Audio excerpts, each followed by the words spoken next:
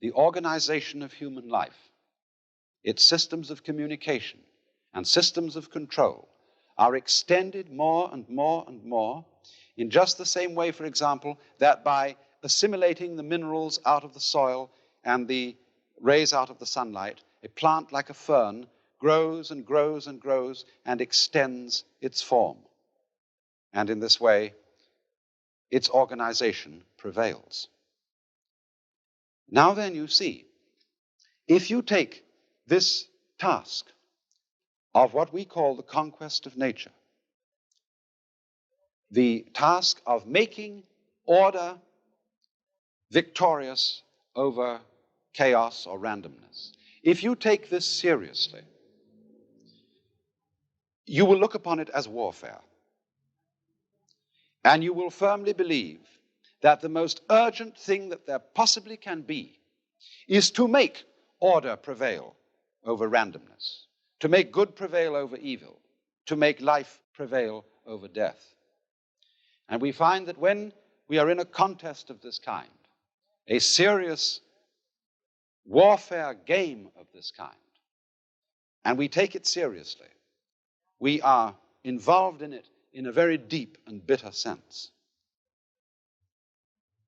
Now, the difference of Buddhism from science as a form of knowledge is that in Buddhism, it would be said that this view of things, this view of the task of life as making order triumph over disorder, leaves something out. You remember right at the beginning, I made some importance of a Sanskrit word which is fundamental in Buddhism, avidya. Avidya, which meant,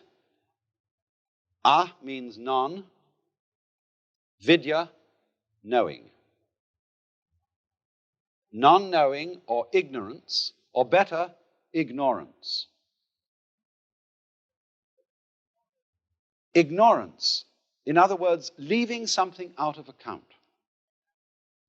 And I want to use a familiar illustration to show in what way we ignore. You see here a figure which is apparently, as you look at it, two faces in profile about to kiss each other. Now, if we draw back a little from those two faces, we can see on the white area in between them the form of a cup.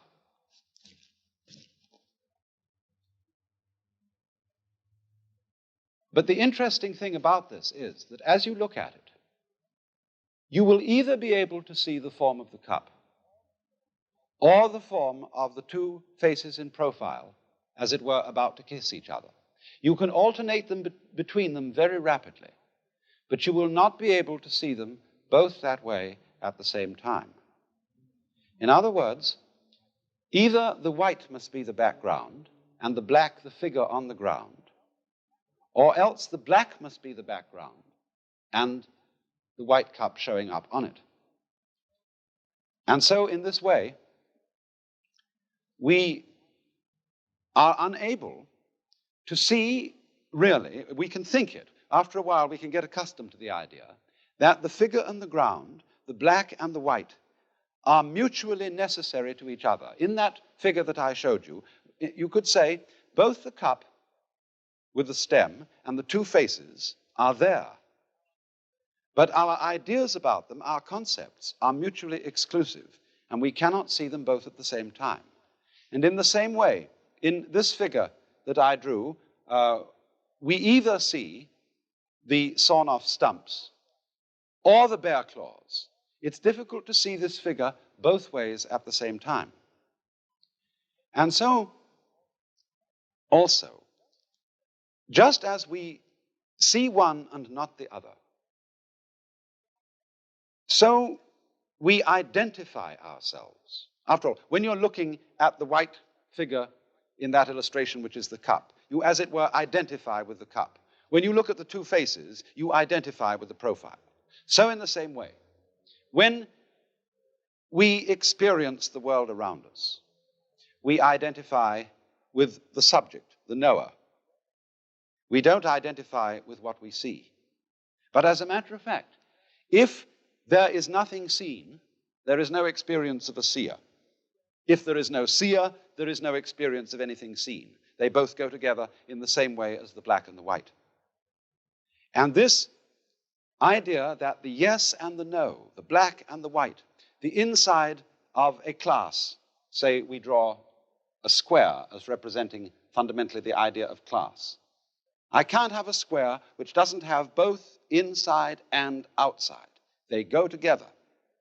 And in Buddhism, this going together is called shunya. Although this is often translated void, it means that the inside of the square cannot exist, is void without the outside, the subject without the object, the black without the white. And this, of course, is represented in this fundamental Chinese figure of the yang, or the positive principle, and the yin, or the negative principle, like two fishes, constantly circulating, going round and round and round and round in the alternations of life. Now, the question is, are these two fishes involved in a fight? Is the white one eating up the black one, and the black one trying to eat up the white one? If that is the situation, then, of course, life is fundamentally nothing but a grim contest. If this one up here is the good fellow, and this one is the bad fellow, if this is order and this is chaos, then a fight goes on between them.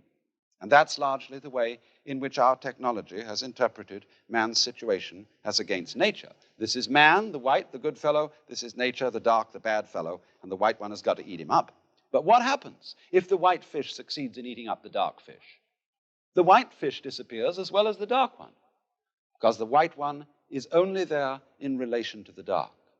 So then, if these two fishes, as it were, wake up, if this one wakes up and this one wakes up, which is called awakening in Buddhism, they realize they're one. In other words, they go together. They're inseparable from each other. And this realization is that experience, which is called in Zen Satori, or in Buddhism, Bodhi, awakening. This sudden dawning on our consciousness that life is not really a contest to make yes triumph over no, to make the positive triumph over the negative. The two sides go together. And then one sees, in this strange way, that underlying all that is negative in the world, all that is in a way painful and evil, there is a kind of necessity to it. It goes with the good. It is necessary for the good. Disorder is necessary for the manifestation of order, just as you must have, say, a black background to show up a light figure. And then when one sees that, a profound transformation takes place in one's attitude to the world. That is to say, instead of looking upon life as a contest, it becomes a dance, it becomes a game. One doesn't withdraw from it, one doesn't stop living, but one goes into the game so that these revolving fishes are no longer trying to eat each other, but they're just going around dancing, having the biggest fun in the world. So then, must we have fixed in our minds the idea that all the forms and patterns of nature are simply methods of attack or defense, that they're devices for camouflage, that they're simply lures for sexual attraction or other utilitarian purposes? Or can we see in them a dance, a joyous cosmology?